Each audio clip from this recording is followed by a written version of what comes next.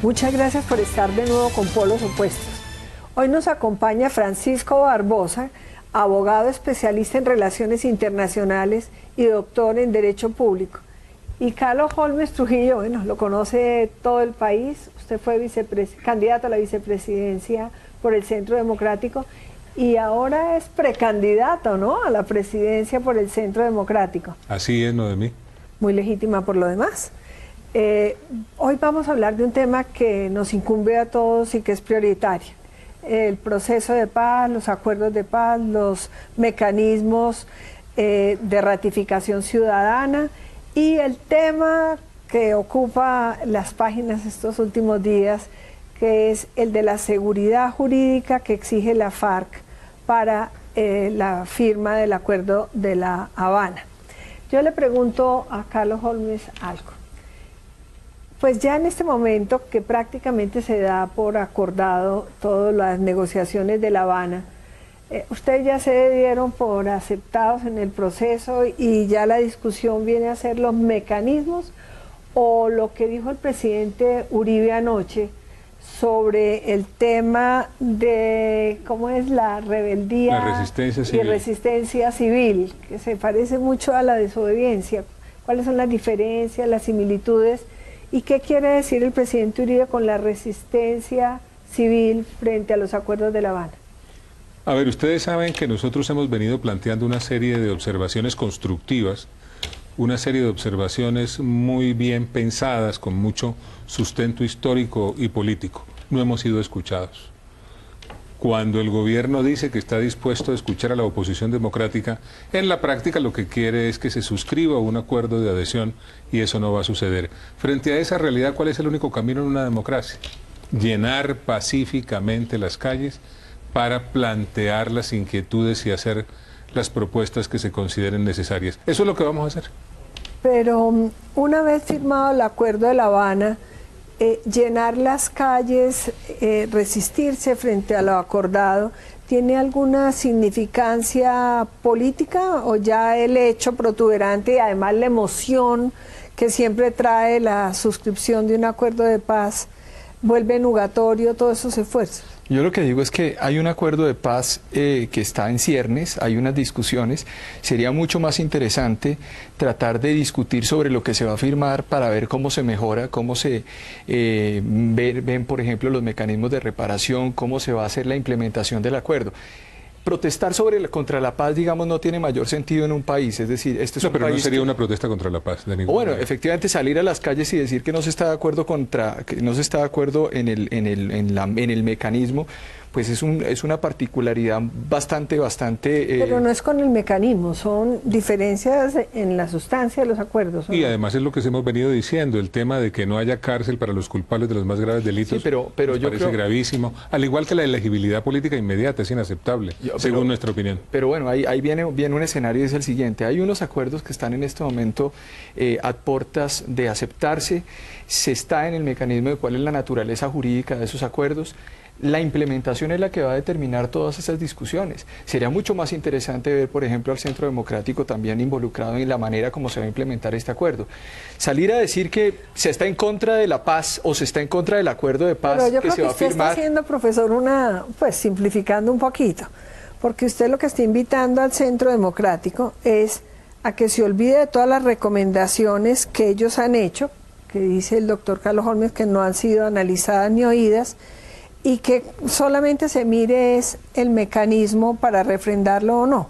Y entonces ahí le pregunto yo a usted ha venido defendiendo, según tengo entendido, el acuerdo especial que mediante una demanda presenta el exfiscal Montealegre, o cómo es el tema del plebiscito, porque el gobierno garantizó que se refrendaría por los ciudadanos para que fueran los ciudadanos colombianos los que apoyaran o no los acuerdos de La Habana. No, mire, más allá de la simplificación o de decirle al Centro Democrático, que además no es mi función de decirle a un partido político por mi condición de profesor si está o no está de acuerdo con algo, yo creo que es necesario efectivamente que todas estas ideas y todas estas propuestas también se discutan. Ahí está el escenario, digamos, para discutirse. Tendrá que ser esto refrendado, teniendo en cuenta que el acuerdo general en el 2012 se dice, se plantea, es decir, habrá una consulta que está establecido en el acuerdo. Sobre los acuerdos especiales, es simple, es necesario saber cómo se va a, o cómo se le va a dar naturaleza jurídica a los acuerdos de La Habana. En ese orden de ideas hay una idea un planteamiento, y es que esto sea un acuerdo especial a la luz del derecho internacional humanitario. Ese acuerdo especial a la luz del derecho internacional humanitario tendría una incorporación en Colombia. Al bloque constitucional. Una incorporación en un momento determinado al bloque de constitucionalidad. Sin embargo, yo he defendido que políticamente, por todo lo que implica este proceso, y justamente para respetar la oposición o respetar las personas que se oponen a la manera como se puede, digamos, incorporar al ordenamiento jurídico esto, pues tendría que hacerse a través de un mecanismo que pase por el Congreso. Y aquí... Pero perdóneme, profesor, pero si ya se incorpora al bloque constitucional todo lo que tenga que ver con los temas humanitarios, ¿qué sentido tiene que le pregunten a los ciudadanos si están o no de acuerdo con lo acordado, perdón la redundancia, en La Habana? Pues queda como el concurso meritocracia para la Fiscalía. Yo le cuento una circunstancia. Cuando se firma el protocolo 2 de Ginebra, se eleva a una ley de la República, una ley aprobatoria de un tratado, se pasa por el Congreso de la República y la Corte Constitucional conoce el contenido de ese tratado. Pero es el protocolo 2. Estamos hablando de que el acuerdo especial es una norma que surge del artículo 3º común a los convenios de Ginebra, es una norma humanitaria, y obviamente se vincularía con una comunicación que el mismo presidente de la República, en el marco de un acto unilateral, le envía al Consejo de Seguridad de Naciones Unidas, que a través de una resolución ya incorporó y reconoció el acuerdo general firmado en el año 2012. Yo estoy en total desacuerdo con eso. A ver. Estoy en total desacuerdo con eso por la siguiente razón. En primer lugar, el exfiscal pide que se declare la constitucionalidad condicionada de la expresión acuerdo que está contenida en el acuerdo general. Sostiene además que es un acuerdo especial, que es un instrumento internacional que no tiene la naturaleza de tratado y que hace parte del bloque de constitucionalidad. Eso tiene varias fallas que, según mi opinión, debió haber llevado a que la Corte Constitucional la declarara como inepta demanda. ¿Por qué razón? La expresión acuerdo no adquiere valor en el acuerdo general. La expresión acuerdo adquiere valor en la Ley de Orden Público de 1997, que es aquella en la cual se definen los mecanismos para buscar la convivencia y que reitera la facultad del presidente de la República para ese efecto.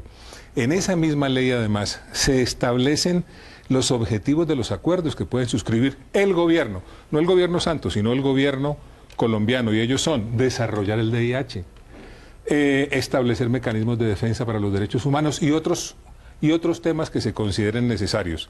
Entonces, el fiscal no demanda la norma debida, si es que ese fuera el caso, sino un acuerdo político que el propio presidente, que es el que tiene la facultad, definió como un acuerdo marco. La resistencia civil de la que habló ayer el expresidente Uribe es hacia esta forma de aprobación o de darle seguridad jurídica a lo acordado en La Habana, o es en general a los desacuerdos que se tienen con los acuerdos de La Habana. No, nosotros tenemos unos desacuerdos puntuales. Debe haber cárcel para los culpables de los más graves delitos. No debe haber elegibilidad política inmediata. Y en relación con el mecanismo de incorporación a nuestro ordenamiento jurídico, que el pueblo decida para qué están los mecanismos de participación establecidos. Hay que tener un mecanismo idóneo, el mecanismo adecuado, y por eso yo he venido insistiendo tanto en lo de mí. ¿Lo que propusieron con el plebiscito sí lo comparten ustedes? No, nosotros creemos que el mecanismo del plebiscito no es idóneo, razón por la cual hay que buscar... La constituyente sería un camino, pero hay otras posibilidades. ¿Cómo cuál? Por ejemplo, acordar un mecanismo mediante un gran acuerdo político y de Estado para refrendar los acuerdos. ¿Qué hicimos durante el Frente Nacional cuando se convocó el plebiscito si no fue un acuerdo para que la gente definiera? Y la constituyente también, no lo olvidemos. La Asamblea Nacional Constituyente no existía como mecanismo de reforma. Bueno, sin embargo, funcionó jurídico, dijo la Corte, ¿no? Que... como consecuencia de un acuerdo político. Estamos en un momento en el cual, para efecto de que sea el pueblo el que decida, podría hacerse lo mismo. Entonces, no es tan jurídico el tema, sino que definitivamente es un tema de filosofía política. Porque si ustedes pensaran en lo de la constituyente, pues acordémonos de López en aquellas épocas protestando porque no se habían contado los votos, porque era totalmente suprajurídico, que fue lo que aceptó la Corte. Entonces, inclusive existe la posibilidad de que pensando un poco en el nuevo derecho, en el derecho alemán, la Corte Constitucional, por razones más que jurídicas, por razones de compromiso con el proceso de paz, de filosofía política, evacuara el tema y aceptara que es un acuerdo especial y que podría pertenecer casi todo al bloque constitucional? La Corte Constitucional en este caso tendría que definir exactamente, lo que pasa es que tendría que decidir si esto es un acuerdo especial a la luz del derecho internacional humanitario y qué entraría y qué no entraría al bloque de constitucionalidad, como lo ha hecho además en su reiterada jurisprudencia. ¿Cuál es el problema de todo esto? Que yo sí lo veo... Pero esto es inédito. No, yo, digamos, pero por eso digo yo que me parece a mí prematura en la discusión en este momento del proceso, por una razón muy simple. En caso de que se tome la determinación, y es el presidente de la República quien en el fondo puede tomar la determinación de definirlo como un acuerdo especial en La Habana, y llegue ese acuerdo y se vaya a incorporar con el mecanismo de ley aprobatoria de un tratado firmado no entre las FARC, porque no se le va a... ¿Pero por qué tratado? Porque el acuerdo especial es un documento internacional. No lo va a firmar las FARC, porque la FARC no es un Estado, por supuesto, y sería absurdo pensarlo. Es todos los países garantes que en este momento están involucrados en el proceso y el Estado colombiano tendrían que firmarlo y enviarlo al Consejo de Seguridad y se remitiría al país. O sea, ahora, habilitan. Lo interesante de esto es que cuando se habilita y se incorpora al ordenamiento jurídico respetando digamos, el procedimiento establecido hoy, sin disminución de quórum, sin comisiones legislativas especiales, etcétera, se envía a la Corte Constitucional, ahí sí, para que la Corte Constitucional se pronuncie sobre ese documento. Por eso yo creo que es prematuro hoy una decisión de la Corte Constitucional sobre este tema, cuando probablemente veremos cómo se incorpora al ordenamiento jurídico, cómo entra el ordenamiento de alguna forma, a través de un acto legislativo, a través de esa ley que yo estoy planteando, al ordenamiento jurídico, y la Corte Constitucional se tendrá que pronunciar en ese momento. Pero entonces lo que usted diría es que habilitan los países que vienen acompañando el proceso como parte, porque usted lo está asimilando a un tratado. Y entonces, el acuerdo especial es un documento internacional, es un documento y tiene que tener por eso, pero la competencia pues está habilitándolos como parte para que vayan y lleven al Consejo de Seguridad los estados garantes firmarían ese documento y ese documento sería remitido a el Consejo de Seguridad de Naciones Unidas para que se tenga, digamos, la existencia de ese acuerdo y posteriormente se ingrese al ordenamiento jurídico. O sea, más que ciencia jurídica sería ciencia política, ¿no es cierto? Yo lo que creo es que es necesario, por supuesto. Estamos ante una circunstancia que es la siguiente: cada 2 o 3 meses estamos en una gran discusión jurídica sobre el acuerdo de paz. Esto es un acuerdo de carácter político y es necesario amoldar todos esos mecanismos jurídicos para que se pueda existir sin vulnerar el Estado de Derecho. Una de las cosas que yo planteaba es la inconveniencia política que existe de que todo entre al bloque de constitucionalidad.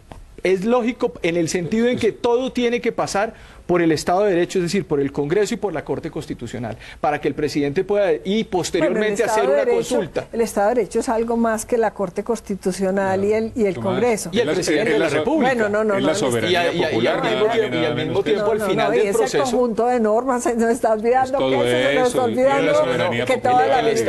El Estado de Derecho tiene una cantidad de elementos, no vamos a entrar aquí en discusión sobre eso, pero lo que yo estoy diciendo es que se requiere que todos esos componentes jueguen en el marco de esta decisión que se va a tomar.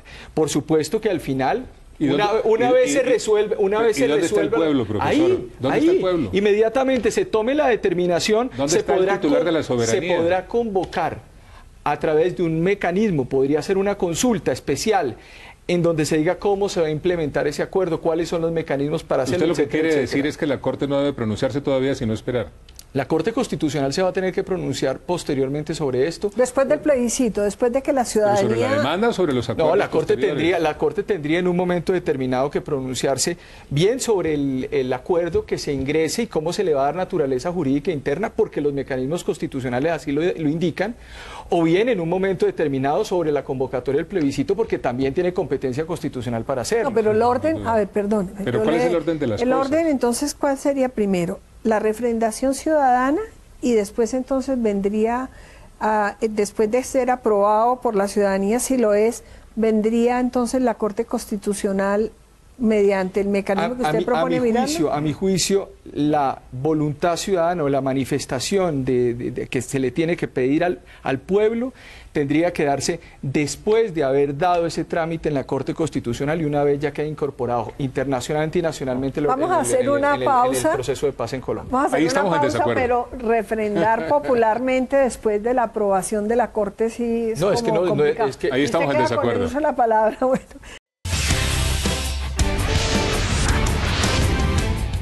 Los invitamos a participar. Estos temas son de todos. Usemos el numeral Acuerdos Paz y participemos de esta discusión que de verdad nos compete y nos compromete a todos. Doctor Carlos Holmes. Noemí, yo creo que el orden debería ser el siguiente. Primero, refrendación popular.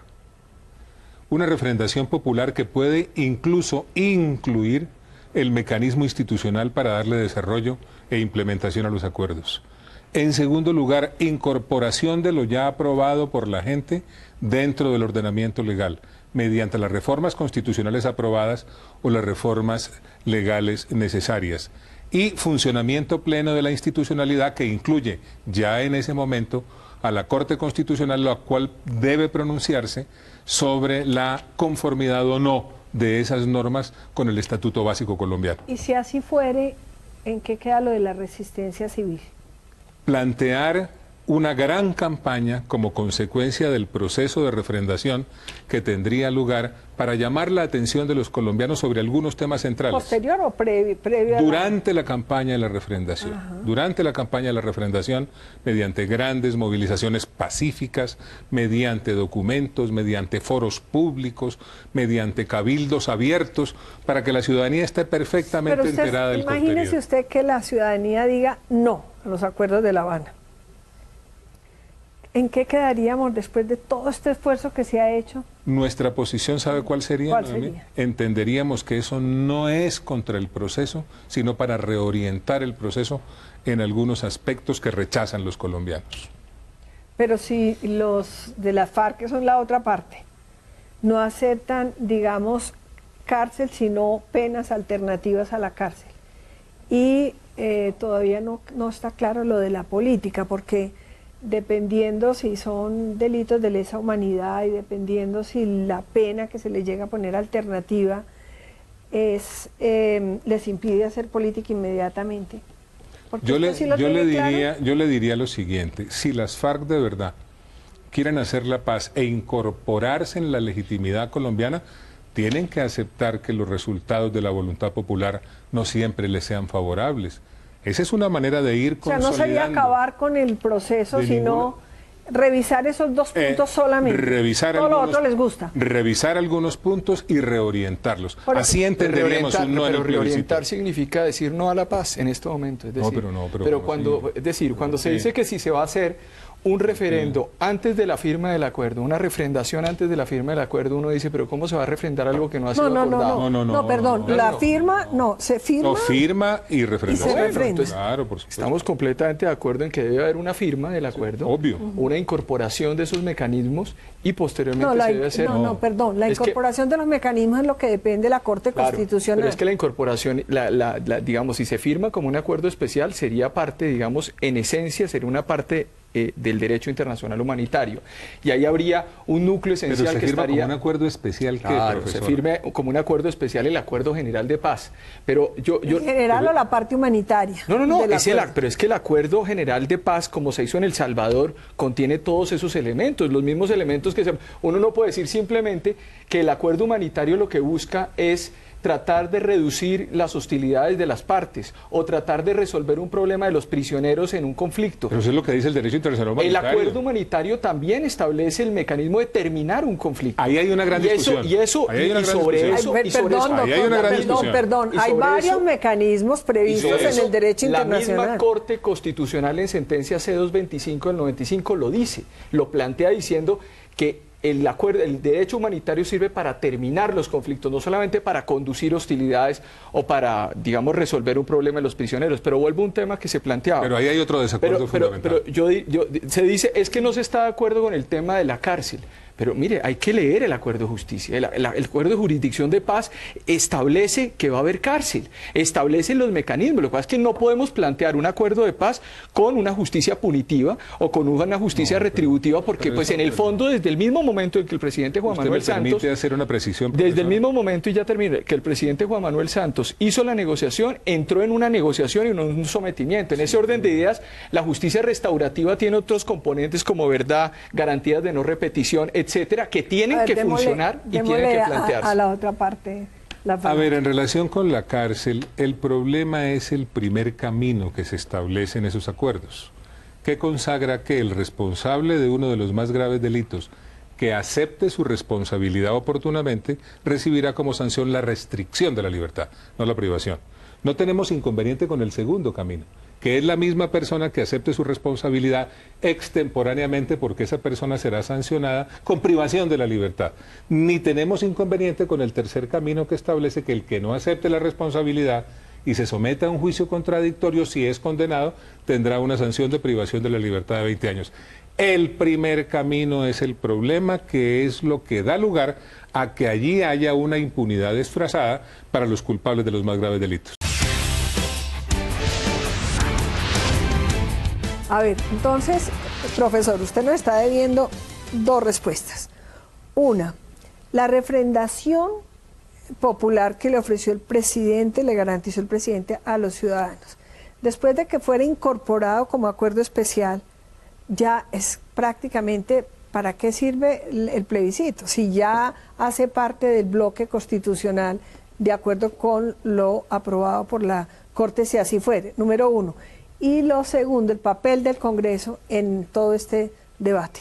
Yo creo que es así haya una discusión internacional sobre la incorporación de esas normas a nivel interno en Colombia, es necesario darle legitimación democrática al proceso. Entonces sería previo, porque después, ¿cómo lo hace usted? Es decir, la discusión se hace internacionalmente, se tiene el acuerdo especial, se puede dar el trámite por el Congreso de ese acuerdo especial, ahí habría digamos, un mecanismo de legitimación democrática también, pero se requiere que haya una consulta, si se quiere, posteriormente o en el mismo momento, tendría que discutirse. Pero mire, con esto le contesto la siguiente pregunta. Estas respuestas y esas preguntas no las ha hecho el gobierno ni las ha hecho el Congreso en este momento. Estamos viendo un Congreso que está sacando a destiempo leyes sobre, por ejemplo, el plebiscito. ¿Cuáles son sus críticas con el Congreso que se le hace oído? Acá, por supuesto, que se saca una ley, sacan el marco jurídico para la paz. Hoy no sabemos exactamente cuál es el papel del marco jurídico para la paz frente a la jurisdicción de paz.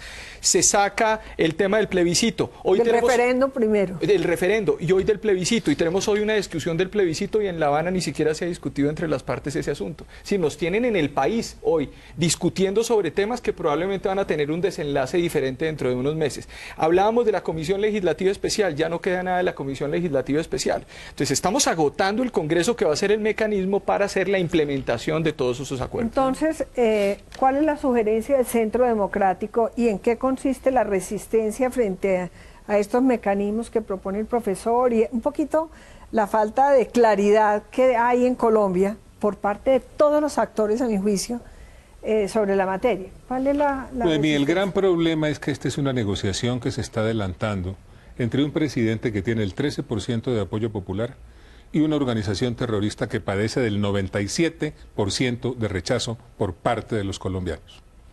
En segundo lugar, los acuerdos que hasta ahora se han anunciado contienen algunos elementos que son rechazados mayoritariamente por los colombianos. No cárcel para los culpables de los más graves delitos, lo rechaza mayoritariamente el colombiano, e elegibilidad política inmediata también. ¿Qué es lo que hay que hacer entonces? Poner en marcha un mecanismo de refrendación idóneo que dé lugar a que en el curso de esa campaña haya muchas manifestaciones pacíficas de la ciudadanía para señalar como inconvenientes esos aspectos. Yo lo que sigo creyendo es que frente a la importancia del proceso, de los acuerdos de La Habana, definitivamente se hace necesario un consenso, porque cualquiera de las posturas básicamente son posturas políticas. Esto es un proceso político, que obviamente tiene que respetar el Estado de Derecho, pero esencial es que se ceda a la soberbia, al orgullo, a la exclusión, al monopolio del tema, se invite a diferentes partes y a la oposición a construir un gran consenso para sacar adelante este proyecto que ya parece que está a punto de firmarse, pero que no lo podemos dejar pues sin el apoyo necesario de la ciudadanía.